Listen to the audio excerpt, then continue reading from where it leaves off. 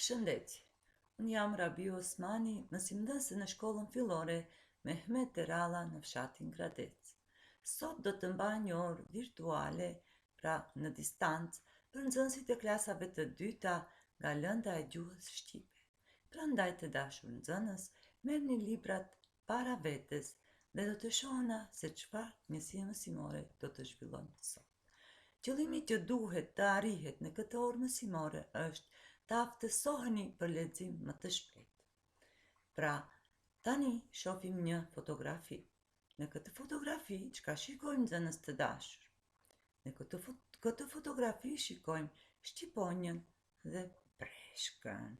Pra, sot do të mësojmë një njësi të re që titullohet Breshka dhe Shqiponja. Atëherë, merrni librat e leximit dhe hapni në faqen 120 dhe bëheni gati, do të lexojmë njësinë mësimore së bashku, ju dhe unë prej këndej.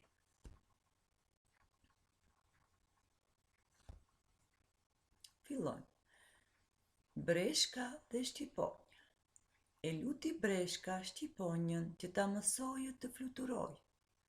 Shqiponja nuk dëshiroi, por ajo këngulte. Atëherë e rëmbeu Shqiponja me kthetrat, e ngriti shumë lart dhe e lëshoi. Breshka ra dhe u copëtua. Kjo është përradhës. Pra nxënës, e lexojmë edhe një herë së bashku dhe shpresoj t'i nënvizoni fjalët, nëse keni fjalë të panjohura. Breshka dhe Shqiponja. E luti breshka Shqiponjën që ta mësojë të fluturojë.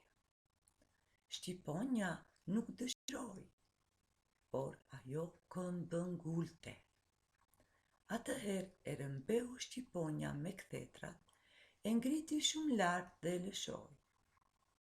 Breshka ra dhe u copëtua. Kjo është përradhës. Tani, besoj se fjalën rëmbeu nuk e keni kuptuar disa nga ju, do të thotë e mori me forcë. Gjithashtu, kthetrat. Fjala kthetër është thonjë të fortë të Shqiponjës që ka të mpret tek këmbët. Pra, tani në vazhdim do të shpjegojmë pak për përradhën.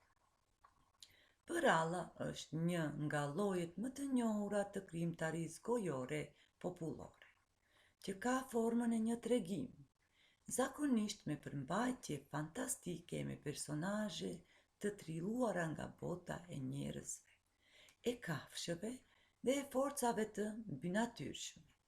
Rrëfime popullore, tregim i shkurtër i shkruar në këtë formë e me mjete të tilla.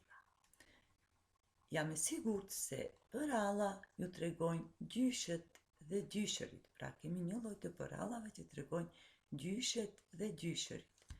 Po gjithashtu kemi përralla të bukura shqiptare, po kemi përralla të bukura tjera që juve fëmijëve ju tërheqin për t'i parë. Dhe kemi përralla me kafsh, e kështu me radhë. Pra, tani në fund keni detyrë shtëpie. Detyrë shtëpie keni të lexoni tekstin e mësuar 5 herë ose mbi 5 herë derisa të lexoni rrjedhshëm, të arrini qëllimin e orës mësimore. Në fletoret e detyrave të shtëpisë, të punoni të kuptojmë përmbajtje.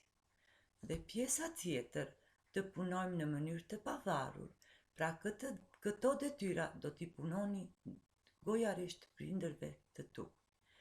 Mirupafshim në orët tjera. Rini në shtëpi.